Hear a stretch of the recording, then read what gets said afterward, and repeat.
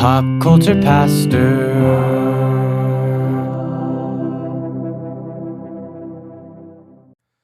Oh, Cody.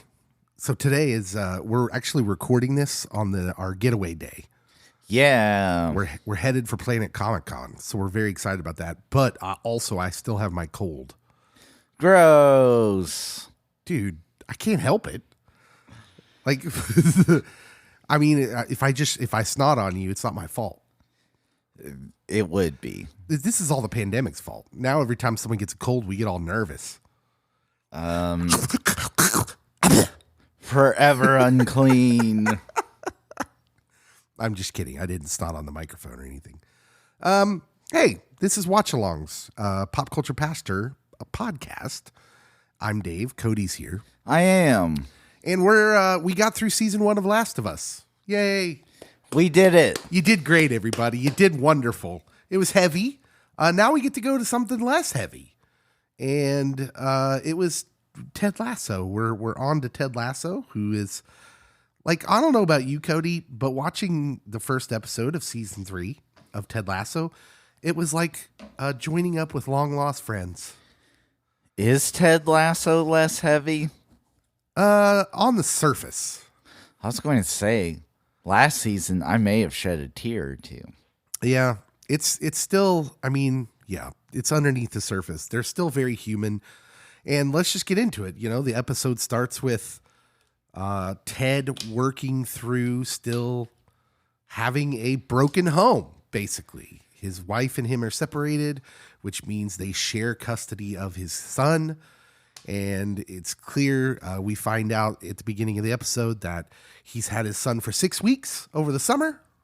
Fun times. Yeah, and now he's going back home as Ted gets ready to prepare for another season of soccer, or as they call it in England, football. Football. And is life. in the Premier League, because they got promoted at the end of last season. Way to go. Way to go. And so, yeah, the episode starts off kind of heavy, as we can see Ted kind of struggling with sending his son back. Although I thought that the therapist lady, what's her name? The doctor. I can't remember. I thought that was wonderful how she turned that into a positive for him. Dr. Sharon Fields? Yes, Dr. Sharon. He's saying, I don't like sending him on a plane alone across the Atlantic. And she says it actually builds up autonomy for your child. It's actually good for him. They get a sense of independence. And I thought about that because what I love about Ted Lasso is it hits so many buttons for me, because I'm the product of a broken home. And there were bad things that came from that, but there were also good things. I grew up with I built up a lot of autonomy early. I was independent. Dave is resilient. Yes, exactly. Resilience. And that means something. That is a quality. And I think it's one of those ways where God's always working for your good, right? Yes. Through every circumstance. If you'll allow us to get overly pastoral. I'll allow it. And so we're introduced to the team and to the friends, the peoples, and we find out some things. One, that Richmond UFC or football club has been picked last by all the pundits. They're fortunate that there's not a 21st team in the Premier League. They've been picked 20th out of 20 teams, as Nate will remind us a couple times. Multiple times. Only because there's not 21. Burn! Yeah, Nate is still firmly in bitter territory. And being picked last is very much bothering the boss lady. And Rebecca. that's right, Rebecca. And it was interesting to see. What I really love about this show is they really nail human experiences, right? They do. So Rebecca is right back in this place at the beginning of this episode where she can't get over Rupert. Who can? Who now owns West Ham and has hired Nate the Great, away from Richmond, and Rebecca's very much bitter, And they're projected to be in the top 4. and she's not happy, and she's right back to first season Rebecca. And for a while, I wasn't sure about this. I was like, didn't we already do this storyline? What's happening here? But by the end of the first episode, she's back, and she gets reminded of it by Ted. Ted's like, so there's a press conference at the end of the episode where she is mad and she's telling Ted to fight back with words, and he does it. And that was just beautiful. It was beautifully done. It was in the first episode of season 3, because that's how we do. That's how we struggle, right? Or he fights back in his own way, which is self-deprecating humor. Yeah, but he starts off with kindness, though. Yes. He says nice things about Nate. Like, that dude is very intelligent. Much to Nate's chagrin, which we'll get to Nate in a little bit here, because I assume we'll have things to say about Nate. But with just Rebecca's storyline here, by the end of the first episode, she has a struggle. She falls off the wagon, and I dig that. I dig that because this is how we are in our humanity and our humanness, because it rarely is it's like, oh, we learn the error of our ways and then we don't have to deal with it anymore. No, it's a constant struggle. From a faith and mental health standpoint, yeah, I mean, this happens all the time. Like, you have a goal. You want to be this new person. Whether it's in faith, whether it's in mental health, whether it's just, you're ready for a change. And, slip-ups happen. You go off the path a little bit. You fall back into your old ways. But you can either stay there, or you can see that, not all is lost. Yeah. And Rebecca is the latter. She sees not all is lost. There is still hope. Yeah. It's so what it took her season 1 and season 2 to get through, to figure out, to be her own person, to not base her life on, trying to ruin Rupert. She slips up in this first episode, but by the end of the episode, it's nice. It's a nice little 1-episode arc. I was impressed because I was worried early on. I was not. You were not. Okay, good. I am a positive Cody. Yeah, Ted and Beard, they're about the same, except for early episode where Ted's dealing kind of with his sending his son back, and he keeps checking on him. You can tell it's like on his mind, but Ted is Ted. Yeah. And Roy's there, and I'm like, hey, it's Roy. Roy Kent and Keeley, who are now apparently broken up. Heartbreaking. I almost felt like that was just like, well, we need something interesting to do with them. Some sort of arc for them this season. So let's say they broke up since we last saw them. That was the weird part of the episode for me. And maybe they're like, we need the niece to have something to do. And she's going to basically play couples therapist with them, and like, okay, why? Yeah, the niece is all of us, though. Yeah. Because she's like, what are you doing? Like, you broke up, why? Well, because we just don't have enough time for each other. I mean, yeah, that's pretty much everybody, right? Oh, Roy. I mean, I've got a 2 jobs, a hobby, basically, or an extra ministry. My wife works a couple jobs, and we got 4 kids. There's sometimes we don't see each other very much over the course of a few days. It happens. Anyways, I do find it realistic, though, because I think when you're in a young relationship, a newer relationship, said they've been together for a year, you hit that point that the only thing I think that has going for it that makes sense for me is I think sometimes in those relationships where you've been dating for a while, you have to hit that point where, okay, we got busy. Are we fully committing to each other, or are we not? Yeah. And maybe that's just the point. I fully expect they'll end up together, but they're just at that point, and that's what the TV show is trying to tell us. While also making it a season-long arc. I'm positive. Yeah. There'll be some drama between now and the end of the season between those two. Yeah. Someone will probably kiss someone else. And you'll be like, Will What it are be, you doing? Will it be Jimmy? Jimmy? Oh, it better not be. Listen, the guy that plays Jamie, I don't know who he is, but he doesn't get enough. He doesn't get enough props. Phil? What's his name? Phil Dunster? Phil Dunster. I'm going to give him props. He is consistently one of the funnier parts of the episodes. Even the way he said, "Coach, it's Poopy.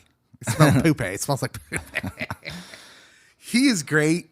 I love his accent. It just makes everything funnier. And yeah, I don't think I ever hated a character that much, and now love him. I love Jamie as a character.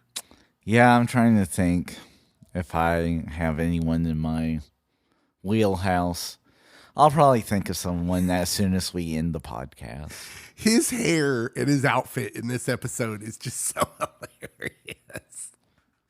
He's so kind of helpless, right, as a character. Very. And then, but with everything he went through in the last season, I think we developed a lot of compassion for Jamie. But like, he's still like this guy that can't quite get out of his own way. But you're in it with him, and I dig that. And this episode, there were just little flashes of him because there's not much of the team. We get some practice time. We get, of course, the Ted Lasso coaching experience where he's taking them off the beaten path. In this case, to a field trip into the sewer system.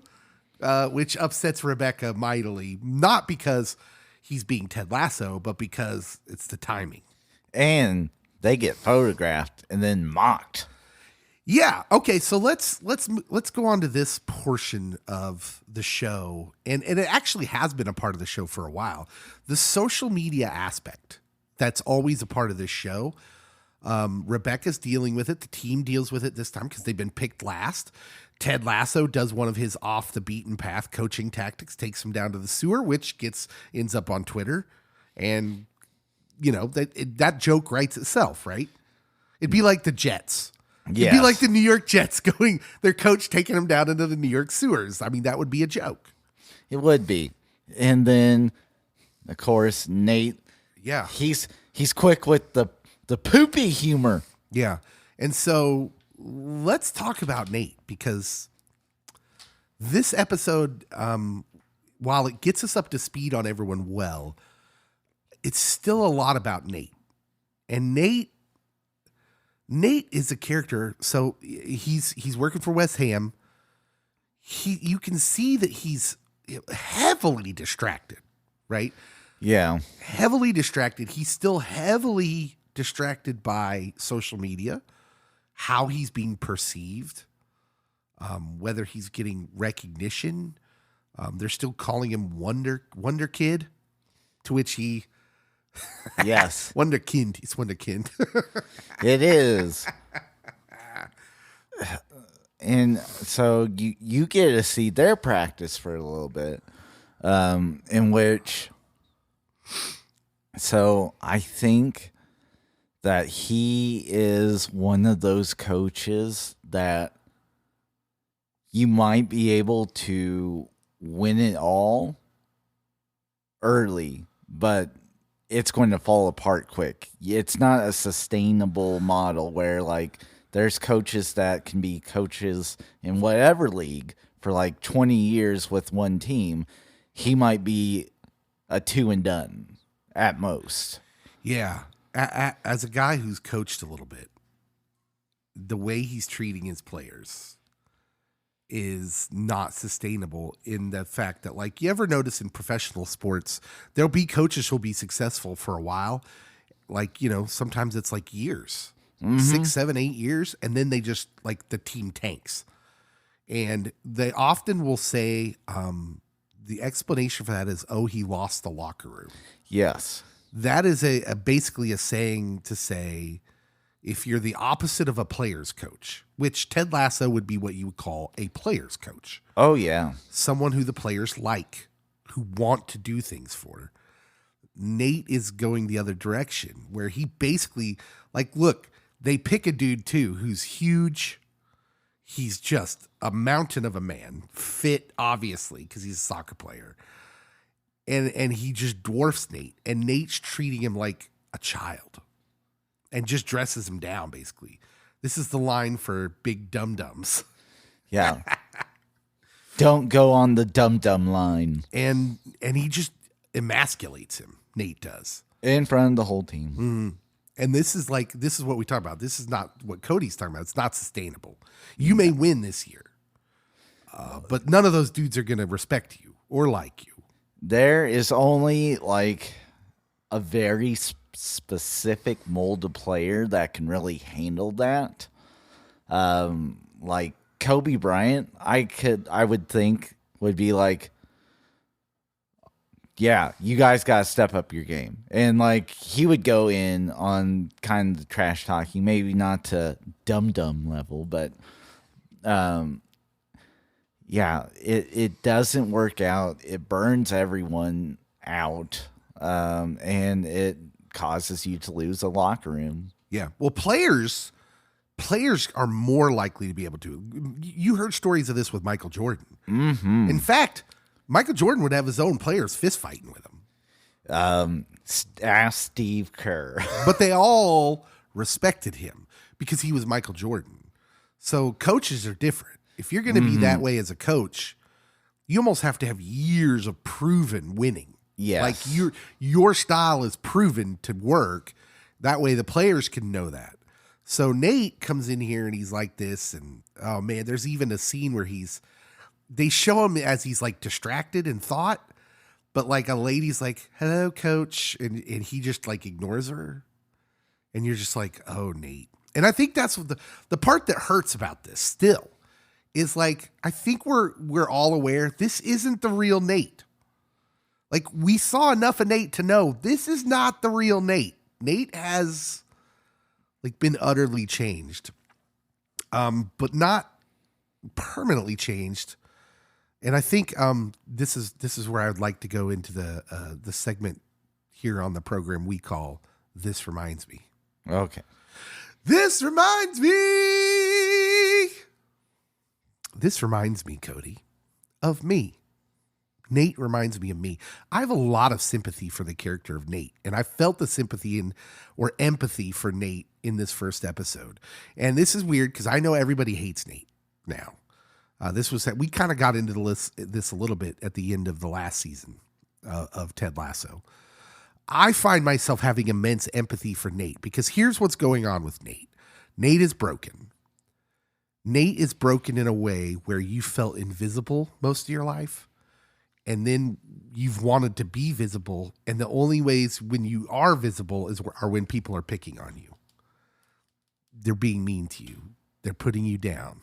And when it's your dad too, like when he's like one of the ones where the only time he acknowledges you is to criticize you, like this is where Nate's coming from.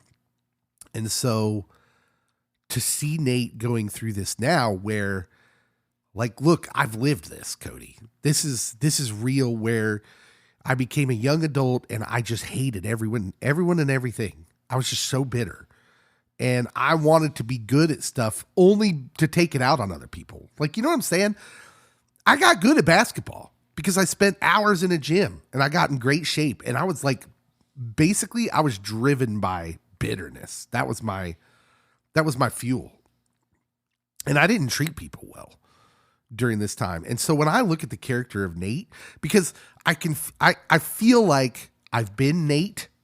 And now I hope I'm more like Ted Lasso, where what's so great about the end of this episode is when Ted has been coached by Rebecca to send it right back at Nate and Rupert with his words. And he still takes the high road. He's like, no, we love Nate. Like Nate's good. He's a great coach, great guy. Wishing him the best. Yeah, that was beautiful. I thought that was beautiful because I've been Nate and I feel like I've been Ted Lasso now. And that's a hard transition to make. And I'm assuming that if we could look back in time at Ted, he maybe was once Nate. Maybe. I will say that it is interesting that you get Nate's story arc of starting off as kind of a very quiet, mild dude that gets picked on, gets bullied, not only by his dad, but by the team initially. Ted wraps his arms around him. Ted realizes, this guy knows stuff. We're going to promote him. And then, as we pointed out last season when we were reviewing the season 2, that Ted and Nate really don't have solo interactions. And it's very realistic, especially when you're bitter towards someone that you have love and compassion for, or did, that you try to go the complete opposite route of them, try to be completely different than them because they're the worst to ever exist, in your mind, because you want to justify it. And Ted was kind of like the father figure that Nate wanted, that Nate didn't get because Nate's dad would just read the newspaper, belittle him, and move on. But yeah, it's done beautifully. Yeah. And I'm already on record as I think this season's going to be largely about the redemption arc of Nate. I think that this is a redemption arc. I think this ends with his redemption. And I say that because there were just some things in the season 3 trailer, him sitting at the front of that restaurant that he wanted so badly to be able to get that seat and they wouldn't give it to him, which was, I don't know if that was racism or if that was like he just wasn't important enough. Yeah. Was there a little bit of racism attached to that? I don't know, maybe. But I don't know what they were exactly trying to imply. But getting that window seat at that restaurant and he's sitting there all by himself and he's looking miserable. He looks miserable. And I think what we're going to see in this season is he's falling into that old human trap, right? I've got this hole in me and here's what I think will fill it. And he's going to find that it's very empty. It's very hollow. And being a good coach, being recognized as a good coach, which is what he thought he wanted, isn't going to be what's in it all. And I think that's what burns him about seeing Ted Lasso. When he, at the end of this episode, he gets mad and slams his computer shut when Ted takes the high road, is he wanted Ted to be like him. He wanted to provoke him to reaction, and instead gets reminded of what he really wants, which is this place where he had family. Yeah, and Rupert's feeding into Nate's current wants. Rupert is the worst. Yeah. He's Mephisto. He is. Like, oh, I think a janitor parked in the elite parking lot. Oh, that's your vehicle? I'll get you a nicer one. Did Rupert do all of that intentionally to be the one to gift him a vehicle? Do you think he knew that was Nate's vehicle? Oh, yeah. Okay. I thought they implied that. I just wanted to ask you because I wasn't sure. If not, then I'm reading a lot into it, which I might be. I mean, I think they are. I think what we're seeing is, like, I joke that Rupert is Mephisto, but he's like the manipulation level of Rupert, I think, is pretty high. And like, yeah, start this whole process so I can gift him a car so I can pull him in tighter. You know, it's wild. This show, I really dig this show quite a bit, Cody, as you know. I feel that team is the Raiders. West Ham is the Raiders. Yeah. So who's Richmond? Are they the Chiefs? They are now. Yeah, much of the episode, if we talk about the football, the soccer, much of the episode is spent in any ways dealing with them is, hey, they've been picked last. They've been promoted to the Premier League, so they're playing against all the big studs, right? They are Poopy. They are Poopy. Yes. And everyone's picked them last, but the people around the team still believe in the team. They still believe in the players they have, and it's still the same guys. And everything with them was delightful. Every scene with the team was delightful. Beard, of course, is, I think, the underrated MVP of this show. I love me some Beard, Coach Beard. Like when they get off the bus for heading to the field trip, he's like, he'll be able to drive after 20 minutes. Will he ever be the same? No. Their bus driver, who's also apparently a cult leader and a hippie, dabbling in some illicit substances. Oh man, it's so good. This show is so funny, and yeah, I'm here for it. I'm excited to see where the show goes. Like I said, my expectation is a redemption of Nate.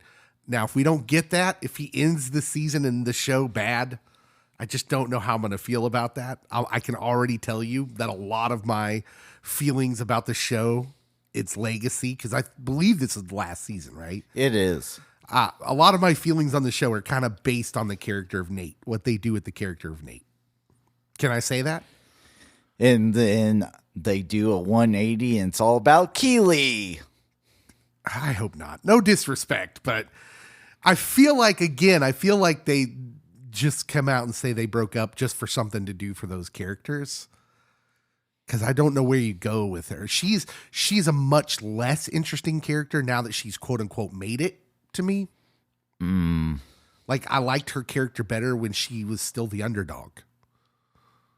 Well, I have a feeling she's going to lose her company.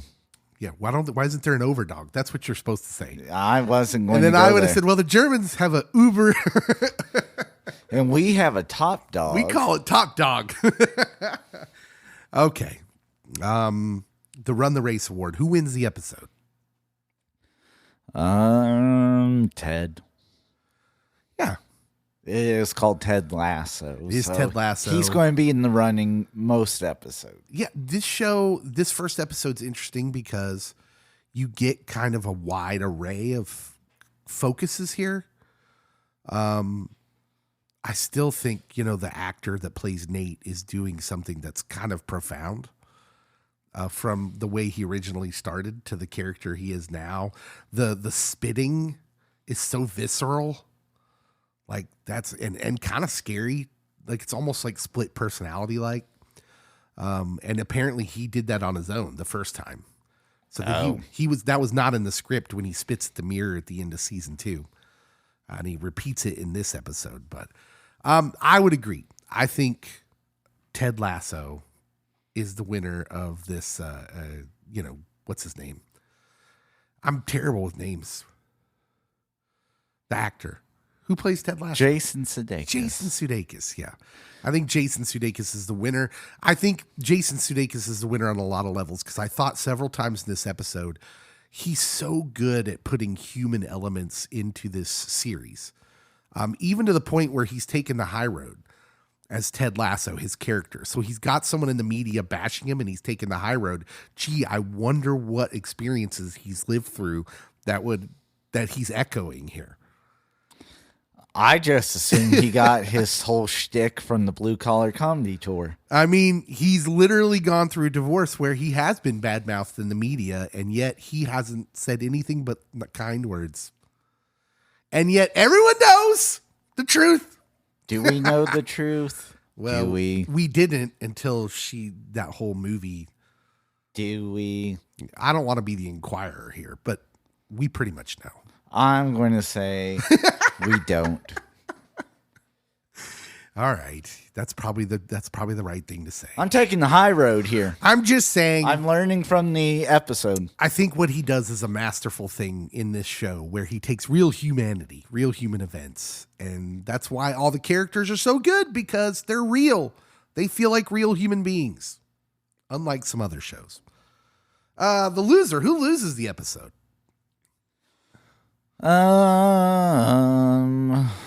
I'm going to say the tour guide of the sewer because he has to do that tour all the time. We need more of him. I was going to say Keeley. I just feel like her character gets the short end of the stick. I was going to say Roy. Roy a little bit Also, too. just because like after him and Keely break up or tell the niece they broke up and they go in the car and niece is like, well, I think you're being stupid and this is a mistake. Yeah. I feel like we talk about other shows like Yellowstone where it's just a product if shows go on long enough that some of the characters become caricatures. Mm-hmm. I think Keely and Roy are in dangerous territory.